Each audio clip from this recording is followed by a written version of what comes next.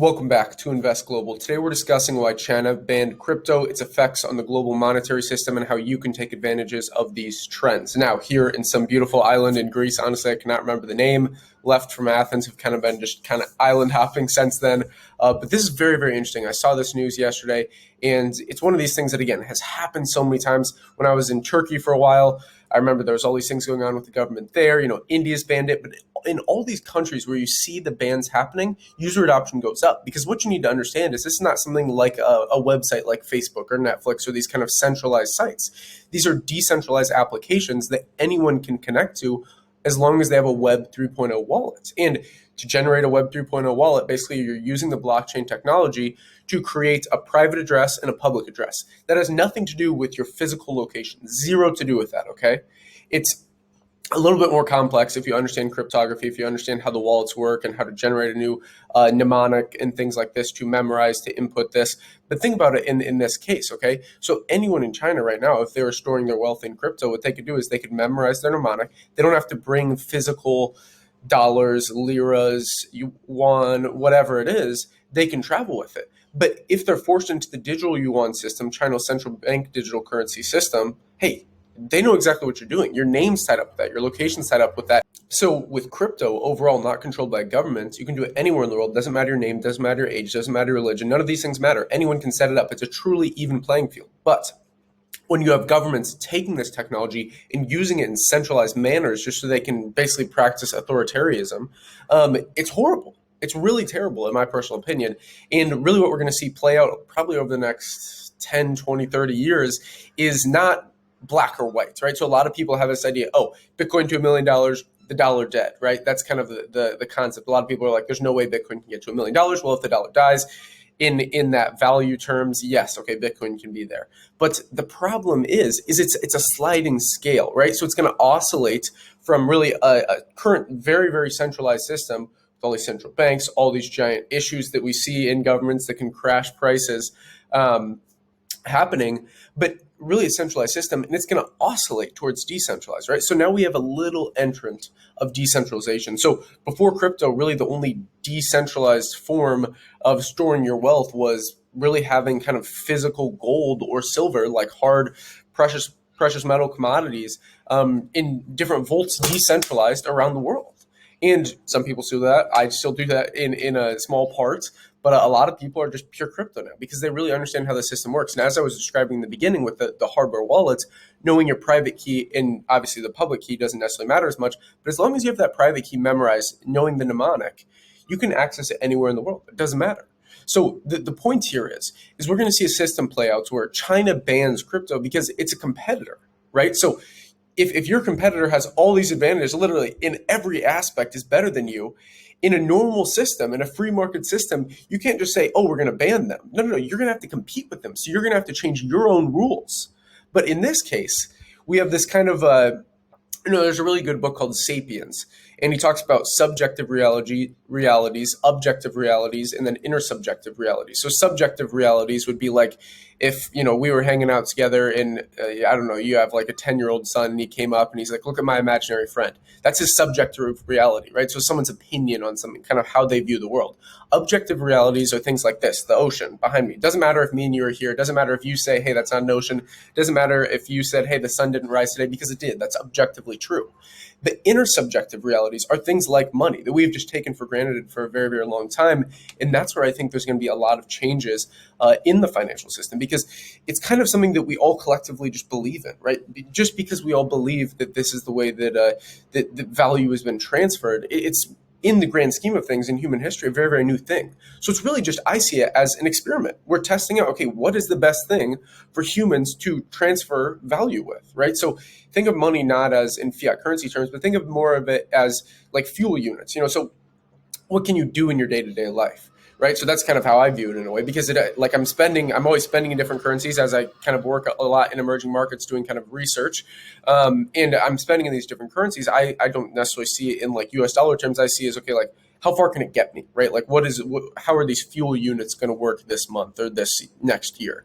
And obviously it's good to have a nice conservation of fuel units so you can enjoy beautiful places like Greece. And again, what I really want you to understand is there's going to be massive changes in how governments do things. Now, as I mentioned gold, the reason I really brought this up is because I truly think some governments, and here, let me switch over to this article. I'll have this article linked down below as well. So this is via TechCrunch. I just don't like, plugging these CNN articles or anything like that. These like mainstream news articles are just horrible in my opinion.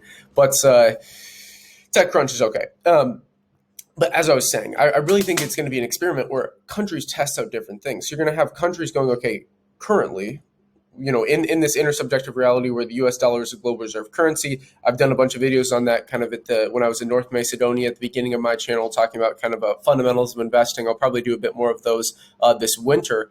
But right now, there's so many changes happening that you really need to, first of all, try and be as fast of a learning machine as possible. That's the only thing that I think, that's the number one thing you should do.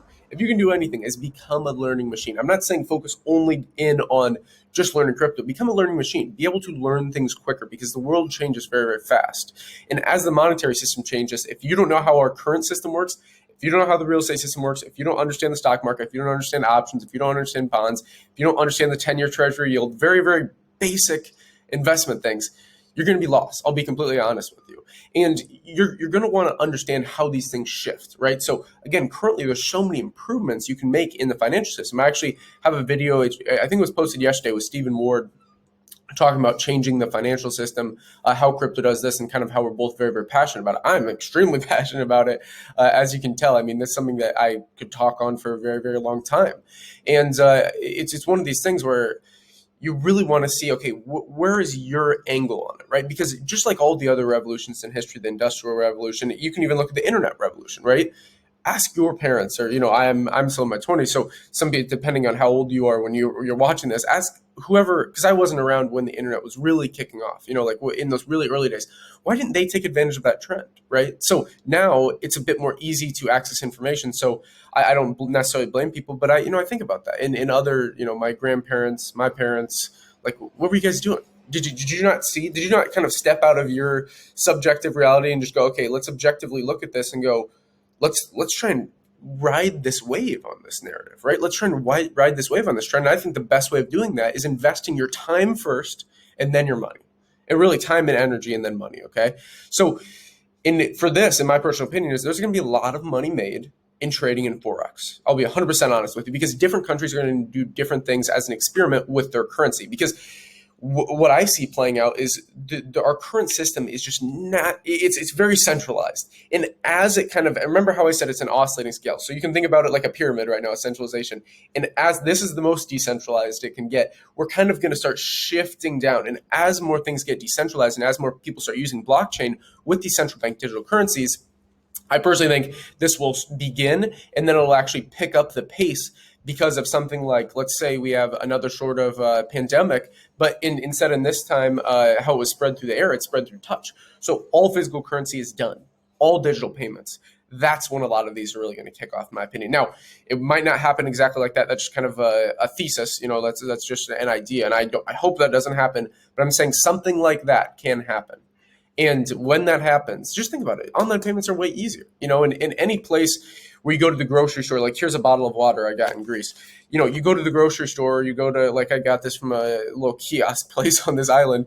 But what's the interaction? Maybe you say hello, but they take a scanner and online, scan the barcode. That's it.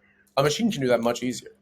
And no touch. So in this case, there's a lot of things that are going to happen. So if you're in an industry like that where your job is a bit binary, it doesn't take a lot of human creativity, I would say kind of question some things. Start looking into how you can do things online. I'll start recording more videos on this because I've still run multiple e-commerce businesses online. I think it's incredible because you can travel all over the world. You can invest all these different things instead of just doing a job that you might not really enjoy. So these are all different things to take in mind. But my point is, with all these countries creating new currencies, the changing of the monetary system, one of the biggest things that is going to happen is all these countries doing it different ways. So in this kind of big experiment, as I was talking about, I really see different countries going, hey, maybe we're going to go back to backing it with gold. Maybe we're going to try it out with something like silver. maybe different countries are going to do different things with this, but I really do think some are going to actually maybe back their CBDC instead of going, hey, we're backing our currency off the global reserve currency. What's up with this? This is so strange. I think that's going to change. I think the petrodollar system is going to change. There's going to be a lot of things happening in the next 10 years and a lot of volatility, to be quite honest with you. A lot of people are going to get hurt. A lot of people in 401ks, in my opinion. But yeah, little rant for today. I apologize. I didn't really talk about this article at all, just purely my opinions, just my rants on things going on in the world. So that's all. I'm gonna go hop in the ocean for a little bit, get a little swimming. If you enjoyed the video, like, subscribe button, all. You can join the Telegram group, link down below. We also have, if you're looking to work with us one-on-one, a contact email down below, Twitter and Instagram at investglobal_IO. Beyond that, let me know in the comments if you have any questions, anything like that. If you agree with me, you disagree with me. Again, the way that I view the world is much more kind of from kind of an experimental approach, right? So not thinking so black and white. And I really try and emphasize this in a lot of videos is, have thought experiments. Think about things. Think things through multiple steps deep. Don't just go, okay, what should I do for a job? Okay, this is my job. Okay, now I just do the job. That's such a one-way form of thinking. Think, okay, how can this job get automated? What could I do to help automate it? Maybe because you should try and bring innovation to the world. So that's another rant. But again, this video is over. If you guys enjoyed it, like, subscribe, button, all. Invest Global, and until next time.